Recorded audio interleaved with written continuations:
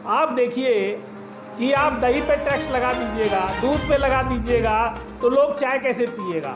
आप ये बताइए, दही पे लगा दीजिएगा तो लोग सुबह में जो दही चूड़ा खाते हैं तो कैसे खाएंगे। ये आम जनता का भोजन है। ये सरकार ऐसी आई है, किसी को ना चैन से सोने देती है ना रहने देती है, परेशान करती है। भाई सरकार का काम है जनता के सुख सुविधाओं को सही करना, जनता के लिए काम करना, जनता परेशान नहीं हो उसके लिए काम करना। ये उल्टा काम कर रही है। अकेला बीजेपी का वोट बैंक और अकेला कांग्रेस का जो वोट बैंक है, तो कांग्रेस का वोट बैंक बीजेपी से ज्यादा है अभी भी।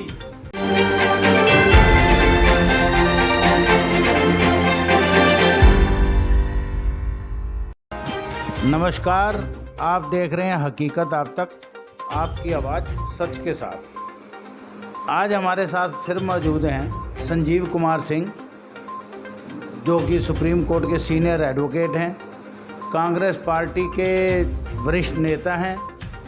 पिछले कई वर्षों से, लगभग 15-20 वर्षों से वो कांग्रेस पार्टी से जुड़े हुए हैं। 2024 में उनका लक्ष्य है कि कांग्रेस की सरकार बने। जो हालात हुए पड़े हैं देश के, उन सबको ठीक किया जाए और वैसे पुरानी पटरी पे लाया जाए भारत को। उसके लिए हम आज उनसे बातचीत करते हैं। नमस्कार जी, स्वागत है आपका। नमस्कार। आपके चैनल के माध्यम से मैं पूरे देशवासियों को, पूरे भारत में हमारे देशवासी, गरीब, मजदूर, किसान, बेघर और आम जनता से लेकर के खास मध्यम वर्ग और उच्च वर्ग, यहाँ तक कि पूरे देश के जो लोग, उसमें से कुछ प्रतिशत जो विदेश में भी रहते हैं, उन सभी को संबोधित करते हुए मैं अभी के भारत की सरकार की जो गलत नीति है उसके बारे में आपके चैनल के माध्यम से आम जनता से सीधा जुड़ करके आम जनता की समस्या जो बढ़ रही है उसके माध्यम को लेकर के, जो हमारे पास लाखों लाख गरीब, मजलूम, बेघर जनता का फ़ोन आता है और हमारे कांग्रेस पार्टी के अलग अलग चैनलों पे, अलग अलग माध्यम से, और हमारे 24 अकबर रोड जो हमारे कांग्रेस पार्टी का मुख्यालय है, वहाँ पर अलग अलग नंबरों से, अलग अलग संपर्क से जो आम जनता, गांव की जनता और गरीब जनता, मध्यम वर्गीय हो, चाहे पेशेवर हो, चाहे वह मजदूर हो, किसान हो, महिला हो, सभी लोग डायरेक्ट जुड़ करके अपनी समस्या को बता रहे हैं। और हमारे माध्यम से और अन्य नेताओं के माध्यम से हमारी कांग्रेस अध्यक्षा सोनिया गांधी के पास ये सारा जो मुद्दा है वो आता है। और अभी की जो समस्या है, जैसे कि महंगाई, खतरनाक समस्या, भारत में जो भारत की स्थिति है वो आर्थिक रूप से इतनी कमज़ोर कर दिया है भारतीय जनता पार्टी की निकम्मी सरकार ने। और ये आरएसएस और भारतीय जनता पार्टी, ये बड़े कुछ पूंजीपतियों से मिल करके ये सारे जो घोटाले कर रहे हैं और भारत का जो आर्थिक स्थिति खराब कर रहे हैं, इन सब माध्यम में हम विस्तृत रूप से आपको बताएंगे। एक सबसे बड़ा जो मुद्दा इस टाइम छाया हुआ है, जिससे ये जो जीएसटी खाने की चीज़ों पे, जो आज तक कभी नहीं लगी थी, ये लगा दी है, और वो भी रोज़मर्रा की चीज़ों पे।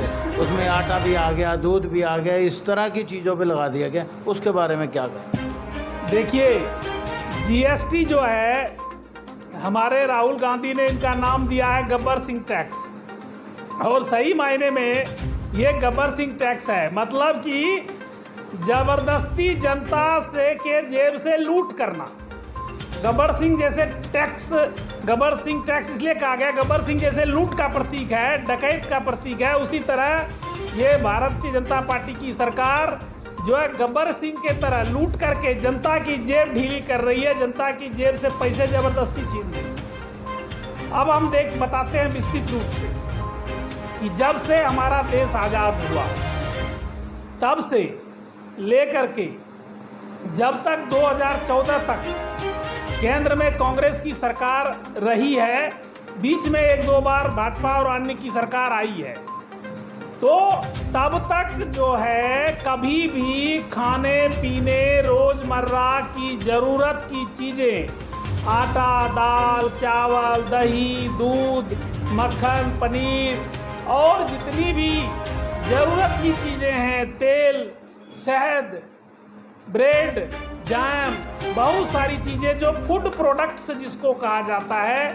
चाहे वो फूड प्रोडक्ट्स पैकेज में हो, चाहे खुला हुआ हो, चाहे अन्य माध्यम से हो, ये सब पे टैक्स नहीं लगाया जाता था। क्यों नहीं लगाया जाता था?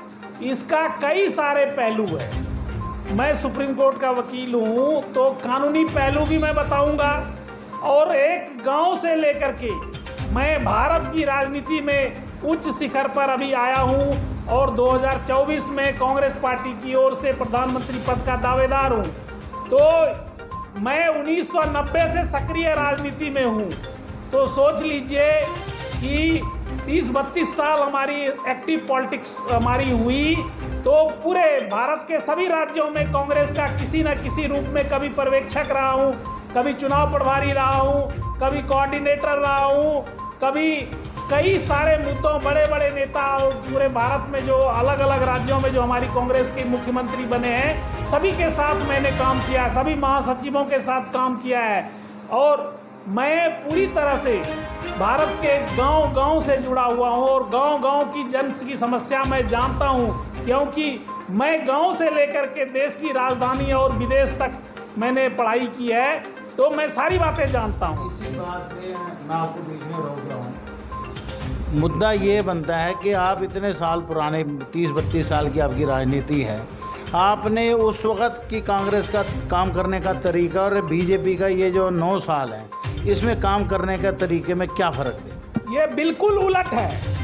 कांग्रेस जो है आम जनता की समस्याओं को समझते हुए कभी भी खाने पीने की ज़रूरत की चीज़ों पर कभी भी टैक्स नहीं लगाई, उल्टा दाम कम किया, क्योंकि आम जनता जो है दिन भर काम करके आएगा, उनको काम मिलेगा नहीं मिलेगा, मजदूरी मिलेगी नहीं मिलेगी, जो है कमाई होगी नहीं होगी, रात में वो भूखे नहीं सोने चाहिए। उसके प्लेट में जो है, मजदूर के प्लेट में, आम जनता के प्लेट में रोटी भी होनी चाहिए, दाल भी होनी चाहिए, एक सब्जी भी होनी चाहिए, अगर गाय भैंस है तो दूध भी होनी चाहिए, जिनको नहीं है वो कम कीमत में है तो खरीद करके वो दूध भी खाएंगे, दही भी खाएंगे। ये तो आम रोजमर्रा की चीज़ों की वस्तुएं हैं। आप देखिए कि आप दही पे टैक्स लगा दीजिएगा, दूध पे लगा दीजिएगा, तो लोग चाय कैसे पिएगा? आप ये बताइए, दही पे लगा दीजिएगा तो लोग सुबह में जो दही चूड़ा खाते हैं तो कैसे खाएंगे? ये आम जनता का भोजन है, समझे? और ये निकम्मी सरकार जो है, ये अडानी, अंबानी और बहुत सारे नीरव मोदी और कई सारे लोगों को, जो घोटालेबाजों को बचाने के लिए पूरे देश का रुपया जो है, कुछ जो है गुजराती बिजनेसमैन जो कि हमारे मोदी जी के दोस्त हैं, इन सबों ने पूरे भारत को लूट करके विदेश भाग गया। अब क्या कर रहे हैं? आम जनता के जेब से ये पैसा छीनने के लिए आम जनता के खाने पीने की चीज़ों पर, अनाज पर, दाल पर, मक्खन पर, दही पर, पनीर पर, सभी चीज़ों पर। देखिए तेल, आज तेल कितना महंगा हो गया। क्यों महंगा हो गया? ये महंगा करके पैसा लूट रहे हैं। अब देखिए कि राइट टू लाइफ जो है फंडामेंटल राइट है, राइट टू लाइफ जो है, right to food, PDS system, public distribution system, जो अनाज बांटने की जो प्रणाली है कांग्रेस ने शुरू की। क्यों की? इसलिए कि गरीब में से भी जो बिल्कुल गरीब लोग हैं उनको पीडीएस जन वितरण प्रणाली के तहत सस्ते मूल्य पर अनाज मिले, और वो गेहूं, चावल और चीनी और ये सब ज़रूरत की चीज़ें, दाल वगैरह वो वहाँ से ले, वो कम मूल्य से भी कम मूल्य पे उपलब्ध होता था। लेकिन ये सारे क्या हैं?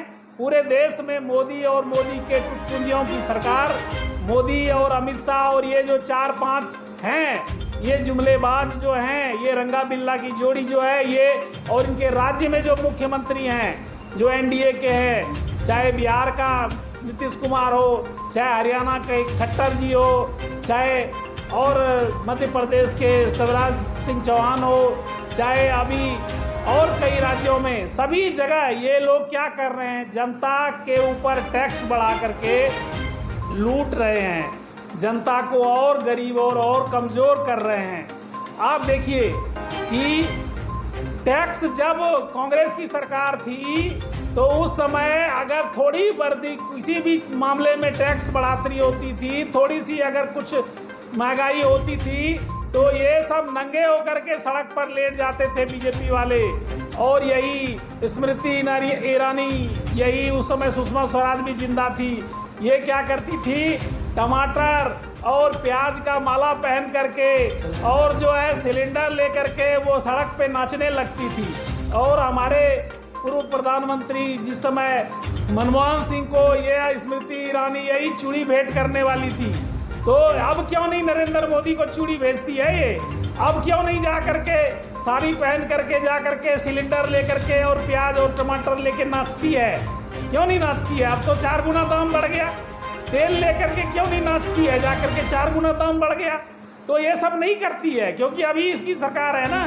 तो पूरी तरह से ये ढकोसलाबाजी जो चल रहा था, पूरे देश को लूटने का जो काम ये भाजपा वाले और इनके नेतागण जो हैं और गरीब जनता की गाड़ी कमाई, देखिए आज जनता जो भारत जो है अभी देखिए दूसरे देशों के गरीब से गरीब देश ऊपर हो गया है और भारत गरीबी की रेखा में नीचे जा रहा है।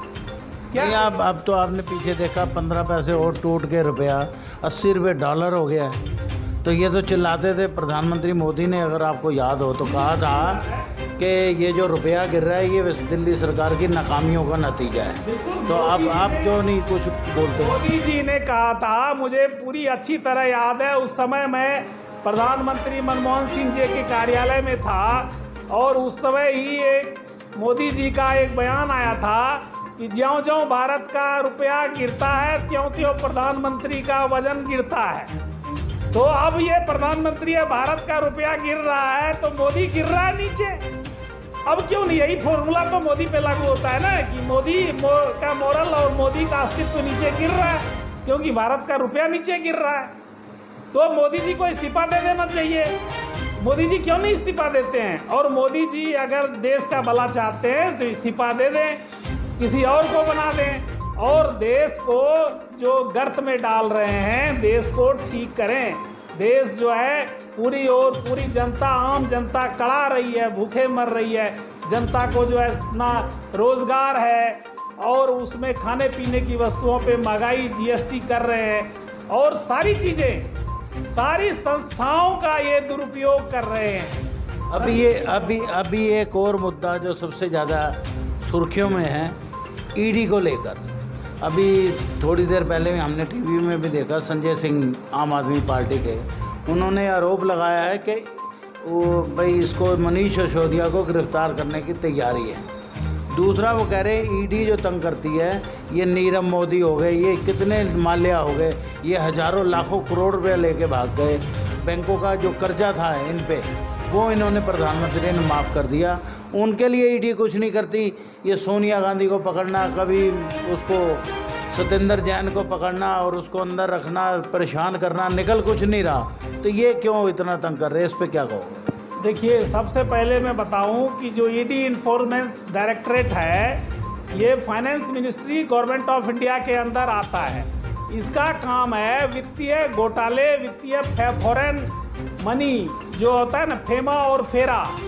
फेमा अभी जो पहले फेरा था, फॉरेन एक्सचेंज रेगुलेटरी एक्ट, और उसके बाद बना FEMA, foreign exchange management act. ये सिर्फ विदेशी मुद्रा जो अवनयन होता है, उसमें जो हेरा फेरी होती है, उसकी जांच के लिए बनाया गया था। ये भी सब कांग्रेस द्वारा बनाए गए हैं। लेकिन ये क्या किया, इन सब का दुरुपयोग ये कर रहा है मोदी गवर्नमेंट जो है, ये जुमलेबाज गवर्नमेंट जो है भारतीय जनता पार्टी की, ये सारी संस्थाओं को बर्बाद कर रहा है, कानून से उल्टा काम कर रहा है। ईडी का काम ये नहीं है कि राजनीतिक वैमनस्यता से लेकर के पीड़ित होकर के, जैसे हमारे अभी आदरणीय कांग्रेस अध्यक्षा सोनिया गांधी जी को समन नोटिस करके बुला करके पूछताछ कर रहे हैं, निकलना कुछ नहीं है, सिर्फ परेशान होना। लेकिन आम जनता समझ रही है कि कांग्रेस को जितना परेशान करोगे, कांग्रेस के नेता को जितना परेशान करोगे, उतना कांग्रेस आगे बढ़ेगी।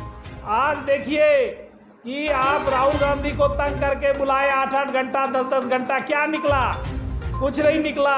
और जनता तमाचा मारेगी बीजेपी और बीजेपी की सरकार को, उनके प्रधानमंत्री और ये जो सारे गृह मंत्री जो पूरे देश की सभी संस्थाओं का जो मजाक उड़ा रहे हैं, ईडी, सीबीआई और कई सारी संस्थाओं का, वो उल्टा इन्हीं को भारी पड़ने वाला है। अभी आदरणीय सोनिया गांधी जी को बुला रहे हैं। हम लोग सभी गए थे वहाँ पर, हमारे कांग्रेस मुख्यालय में धरना प्रदर्शन के लिए। हम और हम सारे नेता क्या किए, पुलिस को भेज करके सबको नेताओं को बस में बिठा दिया।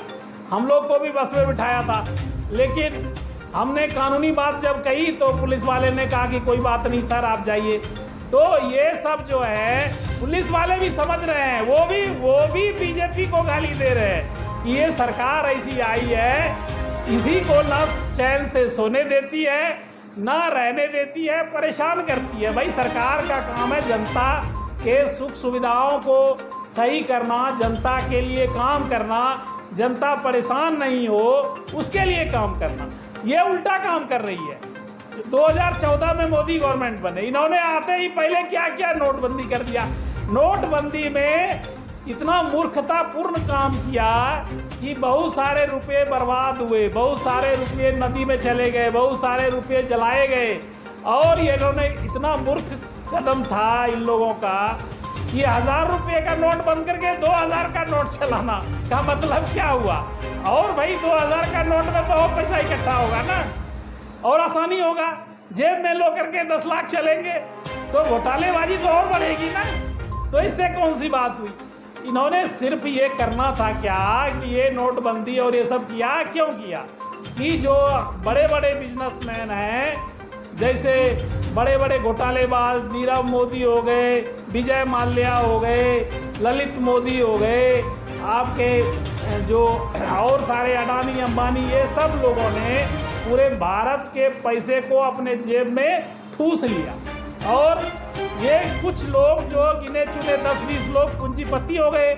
और भाजपा को चुनाव लड़ना था, मोटा पैसा जो है इन लोगों से लेकर के 2014 में लोग चुनाव लड़े। दूसरे पार्टी के पास जो पैसा था, कांग्रेस हो, समाजवादी पार्टी हो, बहुजन हो या और भी क्षेत्रीय पार्टियां हो, उन सब के पैसे जो थे, क्योंकि चुनाव में कैश पैसे का खर्चा होता है, वो सब पैसे इन्होंने क्या किया, लुटवा दिया। उनको फाइनेंशियल रूप से दूसरे पार्टी को कमजोर कर दिया। और अपने ट्रक के ट्रक, मुझे याद है 2014 लोकसभा चुनाव में 2014 में उत्तर प्रदेश में 80 ट्रक बीजेपी का पकड़ा गया था 2-2 हज़ार रुपये नोट का, और बाद में वो ट्रक गायब कर दिया गया। जो है करीब 2500 नया मोटरसाइकिल खरीदा हुआ पाया गया था, बीजेपी का लोगो लगा हुआ। ये सब उसी नोटबंदी के लूट के पैसे की कमाई से ये लोग चुनाव लड़े और दूसरे पार्टियों को डाउन करने के लिए ये काम पूरा मटगंधन बना करके ये किया, षड्यंत्र रच करके किया था। आम जनता को लाइन में लगा दिया, आम जनता भूखे मरने लगी। 4000 रुपये, और मोदी जी तो इतने कि अपनी माँ को 4000 रुपये के लिए लाइन में लगवा दिया था। भाई साहब, ये दिखाने के लिए कोई अपनी माँ को मिलने के लिए कैमरा लेके जाता है क्या? आप या मैं या कोई भी आम इंसान या कोई बड़ा आदमी माँ से मिलेगा, प्यार से मिलेगा, कैमरा लेकर के मिलेगा? ये तो डकैती करने वाली बात हुई, ढकोसलाबाजी लोगों को दिखाने के लिए। भाई तुमको कैमरा ही दिखाना था तो जब मोदी जी की माँ बर्तन मज रही थी, अगर ये कह रहे हैं कि बर्तन मज रही थी, तो तब कैमरा लेके ले जाते ना। अब प्रधानमंत्री बन गए, आप कैमरा लेके क्यों जाते हैं? दिखाने के लिए कि मैं माँ को मिलने जा रहा हूँ। ये सब तो जो है ढकोसलाबाजी है। और भाई आप अपनी माँ को, आप क्या नालायक बेटा थे, आप खड़ा हो जाते लाइन में 4000 रुपया बदलवाने के लिए, माँ को लगा दिया लाइन में। तो ये सब जो है आप पूरी तरह से माखौल मजाक, लोग हंसता है कि ऐसा जोकर प्रधानमंत्री है। और खास करके पूरी तरह से नोटबंदी के बाद लोग, जनता उबड़ी भी नहीं थी कि जो है कोरोना का मार आ गया। ये कोरोना और ये जो बीमारी है, ये बीमारी फैलाई हुई है। ये मोदी जी क्या कर रहे थे, वहाँ से ला करके चाइनीज प्राइम मिनिस्टर को यहाँ झूला झूला रहे थे और गलबैयाँ कर रहे थे, समझे। और क्या हुआ, उन्होंने ऐसा षड्यंत्र रचा कि चीन से कोरोना फैला दिया। पूरा चीन ने कोरोना फैलाया, पाकिस्तान को होते हुए पूरे इंडिया में जो है कोरोना फैल गया और इतने हजारों लाखों लोग मर गए। जो है पूरा महामारी शुरू हुई चीन से, चीन वाले ने जानबूझ के फैलाया और चीन वाले को भी फायदा हुआ। वहाँ 80 लाख जो बुजुर्ग थे, चीन में क्या है कि मरते दम तक उनको पेंशन दिया जाता है। 80 लाख बुजुर्ग मर गए, चीन की सरकार को फायदा हुआ कि बुजुर्ग सारे मर गए, पेंशन कौन लेगा, तो फायदा हुआ ना। तो कोरोना में चीन को फायदा हुआ, बुजुर्ग सारे मरे, 80 लाख बुजुर्ग मरे और सबका पेंशन जो है देना बंद हो गया सरकार का। उसी तरह यहाँ पे लोग मरे पूरे कोरोना में। जो है मोदी खाली ये ऐसा आदमी मैंने कभी नहीं देखा, ऐसा राजनेता या ऐसा जो है इतना छोटी मानसिकता वाला कि जो है कोरोना का जो वो होता है इंजेक्शन होता है या उसकी जो पर्ची होती है उस पर अपना फोटो लगा रहे मोदी जी। शर्म आनी चाहिए। कोई आदमी मर रहा है तो मृत्यु प्रमाण पत्र पे भी अपना फोटो लगाओ ना। कोरोना से मर गया मोदी जी, इंजेक्शन में फोटो लगा रहे हो, तो कोरोना से मर गया मृत्यु प्रमाण पत्र में भी फोटो लगाओ मोदी जी अपना। चलो ये बात तो हो गई। अब बात आज हो रही थी राजनीतिक चर्चा की। जी राजनीतिक चर्चा ये है, अभी मोदी जी का पीछे बयान भी आया था, उन्होंने अपनी भाषण में कहीं कहा कि ये जो मुफ्त की रेवड़ियाँ बांट रहे हैं ये देश के लिए नासूर हैं, देश के लिए ख़तरनाक हैं। ये जो मुफ्त का जो चक्कर में लोगों को फंसला रहे हैं तो ये नुकसान पहुँचाएंगे। और आम आदमी पार्टी कह रही है कि केजरीवाल कह रहे थे मुफ्त तो दे सकते हैं, हर राज्य में दे सकते हैं और इसका नुकसान कांग्रेस को भुगतना पड़ेगा। ये क्या है कांग्रेस का, क्या कांग्रेस बीच में कहाँ स्टैंड करती है आम आदमी पार्टी और इसके बीच? देखिए ये पूरा बहुत ही घोटालेबाजी षड्यंत्र है और मैं शुरू से कह रहा हूँ केजरीवाल या आम आदमी पार्टी जो है ना, ये कांग्रेस की जो है वोट बैंक काटने के लिए ये बीजेपी की बी टीम है। ये आपस में नुरा कुश्ती करते हैं आम आदमी और बीजेपी वाले, लेकिन ये बीजेपी ए टीम है और केजरीवाल की बी टीम है। ये सिर्फ कांग्रेस के वोट काटने के लिए इसको बनाया गया है। और ये जो कह रहे हो कि फ्री बांटने की, फ्री केजरीवाल की अपने घर से बांट रहा है। केजरीवाल का बाप क्या करता था, कहीं बहुत बड़ा धन्ना सेठ था क्या? नहीं था। और केजरीवाल जो है खुद जो IRS था वहाँ भी कई घोटालेबाजी किया है। जो आप सरकारी गवर्नमेंट का रूल है कि सरकारी में अगर आप काम करते हो तो कोई भी NGO में काम नहीं कर सकते हो। सरकारी नौकरी पे रहते वही NGO खोल करके पैसा लूट रहा था केजरीवाल। बीजेपी क्यों नहीं इसके ऊपर केस करके केजरीवाल को ठांस देता है जेल के अंदर कि भाई तुम जब सरकार में थे, IRS थे, गवर्नमेंट में थे, इनकम टैक्स डिपार्टमेंट अफसर थे, तुम NGO कैसे खोल सकते हो? गवर्नमेंट रूल के खिलाफ है और NGO खोल करके पूरे विदेश से पैसा लूट रहे थे तुम। तो ये इसको ईडी इसके ऊपर लगानी चाहिए ना, इसको बंद करनी चाहिए। केजरीवाल क्यों नहीं बंद कर रहा है? नहीं, केजरीवाल ने आज भी अपने सुबह भाषण में ये कहा है, कहीं जगह बातचीत करते हुए प्रेस को उन्होंने कहा है कि जो आम आदमी पार्टी है उसको कोई रोक नहीं सकता इस भारत में, पूरे भारत में आने से। और वो चौथे नंबर की पार्टी बन चुकी है और देश की जनता उनको चाहती है। वो सबसे ईमानदार आदमी है। वो कह रहे कांग्रेस हट जाएगी, मैं रहूँगा, मैं और बीजेपी को 2024 में आमने सामने टक्कर दूँगा। देखिए ये ख्याली पुलाव जो केजरीवाल बना रहा है, केजरीवाल आने वाले चुनाव में बीजेपी के साथ कांग्रेस की टक्कर है और कांग्रेस की टक्कर रहेगी और कांग्रेस इस बार सरकार बनाएगी। अभी भी देश के कई राज्यों में कांग्रेस की सरकार है और कांग्रेस का पूरे देश में जनाधार है और हम लोग आंदोलन कर रहे हैं। दूसरी ओर केजरीवाल जो है एक झूठा आदमी है, बहुत ही झूठ बोलता है और खाली घोटालेबाजी करता है। इसका मंत्री जेल में अभी सड़ रहा है, सत्येंद्र जैन जो था टकसाल मंत्री था, इसका फाइनेंस सारा केजरीवाल का काला चिट्ठा, काला धन वही रखा हुआ है। तो केजरीवाल को अंदर डाल करके कुटाई करनी चाहिए, केजरीवाल के ऊपर ईडी लगानी चाहिए। इसके ऊपर सीबीआई लगानी चाहिए, तब जाकर के सारा जो विदेशी पैसा इस केजरीवाल ने घोटाला कर रखा है, तब हम जानेंगे कि बीजेपी जो है ईडी का काम करती है। ईडी सीबीआई केजरीवाल को अंदर जो है ठूस करके सारे इसका राज उगलवाना चाहिए, कहाँ विदेशों में इसने पैसा कर रखा है। 5,000 करोड़ तो सिर्फ अन्ना के आंदोलन से इसने ठगा है और पूरा केजरीवाल ने विदेश में जमा किया है, विदेशी पैसे का गबन किया है केजरीवाल ने। दूसरी ओर मैं बता दूं, पार्टी केजरीवाल की कुछ भी नहीं है, कहीं भी कोई किसी भी राज्य में नहीं है।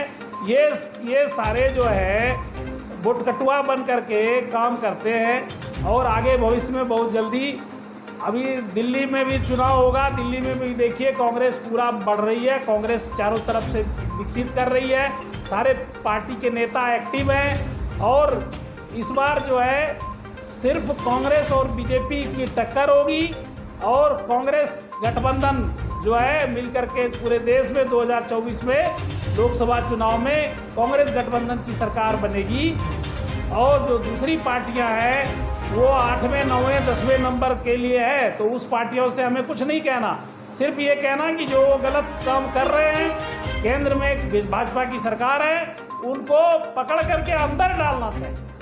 नहीं, जैसे आप कह रहे हो कि 2024 में कांग्रेस को हम लागे रहेंगे, तो आपको लगता है कि आपके जो प्रयास है वो इतने सफल होंगे कि भारतीय जनता पार्टी को आप हरा सकें और कांग्रेस की सरकार को, जो कांग्रेस दूसरे तीसरे नंबर पे चली गई है, वो एकदम से उभर के आएगी और 300 प्लस सीटें आएंगी?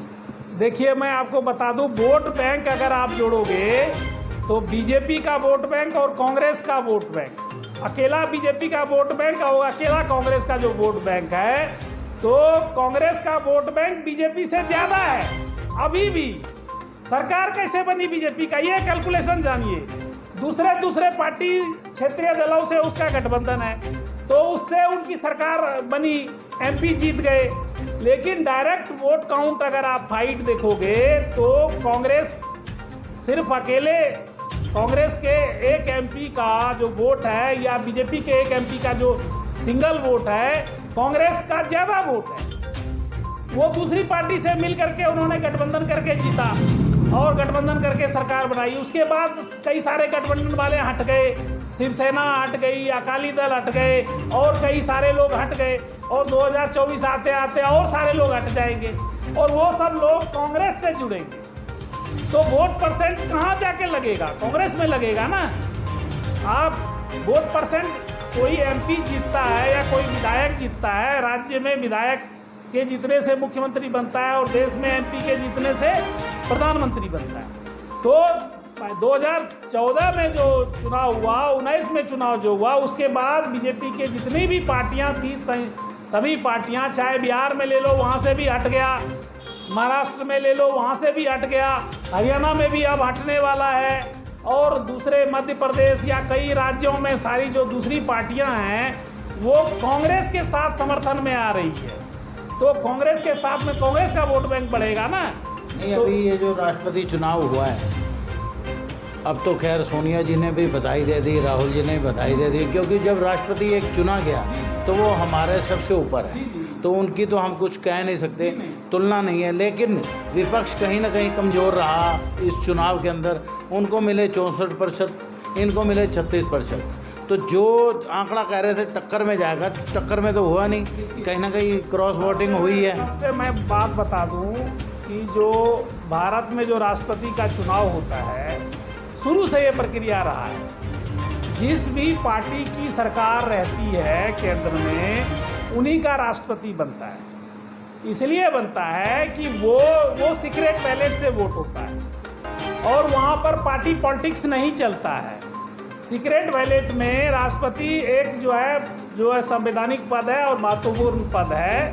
वहाँ पे ये देखा जाता है इंडिविजुअल आदमी कि भाई, जैसे आदरणीय द्रौपदी मुर्मू जी आदिवासी महिला थी, तो कई सारे दूसरे दल के विधायक भी, क्योंकि इसमें विधायक और आदमी आम जनता तो वोट देती नहीं है, विधायक और सांसद देते हैं। मध्य प्रदेश हो गया, हाँ, कई आदिवासी इलाके हैं। जी और आने वाले चुनाव में कुछ इलाके जो हैं वो आदिवासियों से, चाहे गुजरात ले लो, मध्य प्रदेश ले लो और झारखंड ले लो और कई, उड़ीसा ले लो, उड़ीसा की खुद ये हैं ही।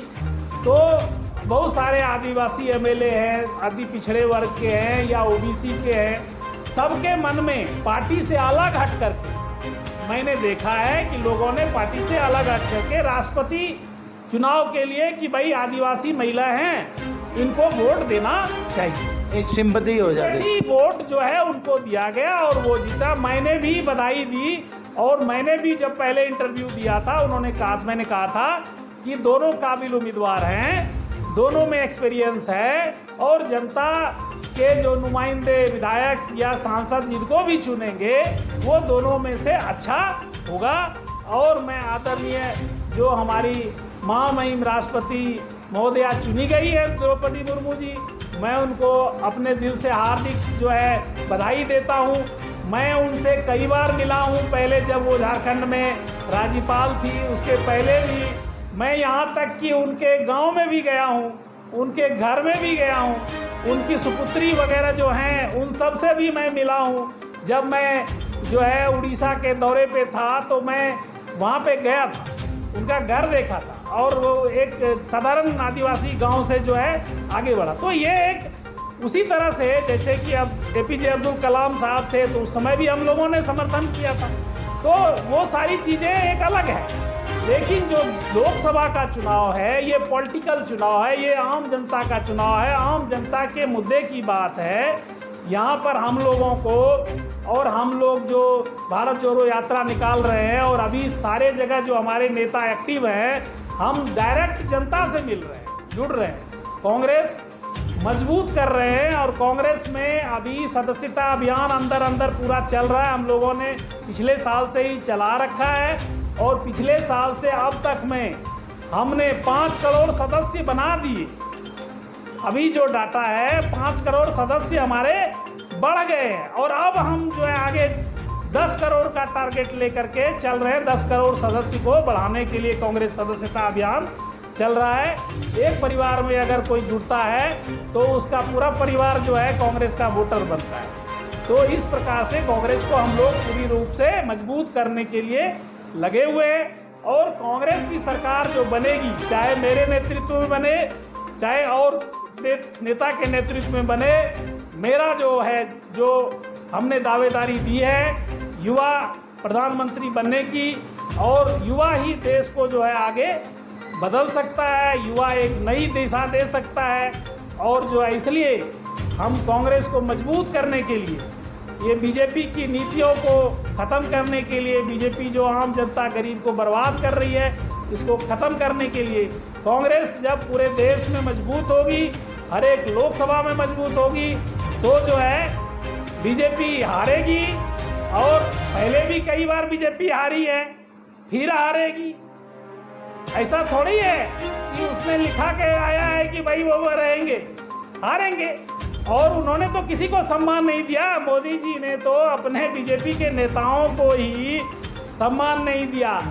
किसको सम्मान नहीं दिया? अब अटल बिहारी वाजपेयी जी और आडवाणी जी ने पार्टी बनाई, आडवाणी जी को बेइज्जत कर दिया मोदी जी ने, अमित शाह जी ने हाथ जोड़ के आडवाणी जी खड़े रहते हैं और मोदी जी इधर से मुंह फेर के चले जाते हैं। तो उन्होंने तो गद्दारी खुद अपने पार्टी अपने गुरु से किया है, आडवाणी जी से। यहाँ तक कि राष्ट्रपति उम्मीदवार के लिए नाम भी नहीं डाला आडवाणी जी को, जिन्होंने पार्टी बनाई। तो वो लोग तो जब अपने पार्टी के बुजुर्गों का भी ख्याल नहीं रखते हैं जो है, तो दूसरे आम जनता की क्या बिसात, आम जनता का वो क्या सोचेंगे, आम जनता का भला क्या करेंगे। जैसा कि आपने देखा, ये कांग्रेस के सीनियर लीडर संजीव कुमार सिंह जी ने, जिन्होंने आज बड़ी गर्मजोशी से सारी बात रखी, भाई कांग्रेस को मजबूत करने के लिए मैं कांग्रेस का एक कार्यकर्ता की तरह से काम करके कांग्रेस को 2024 में लाने का लक्ष्य है। और भारतीय जनता पार्टी की वजह से जो उथल पुथल मची हुई है देश में, जो महंगाई का है, जीएसटी हो, पेट्रोल हो, रुपया गिर रहा है, उन सब मुद्दों पे बात हुई। उन्होंने कहा कि लोग पहचानेंगे और समझेंगे कि जो कांग्रेस कर सकती है वो कोई नहीं कर सकता। इसी मुद्दे के साथ आप देख रहे हैं हकीकत आप तक।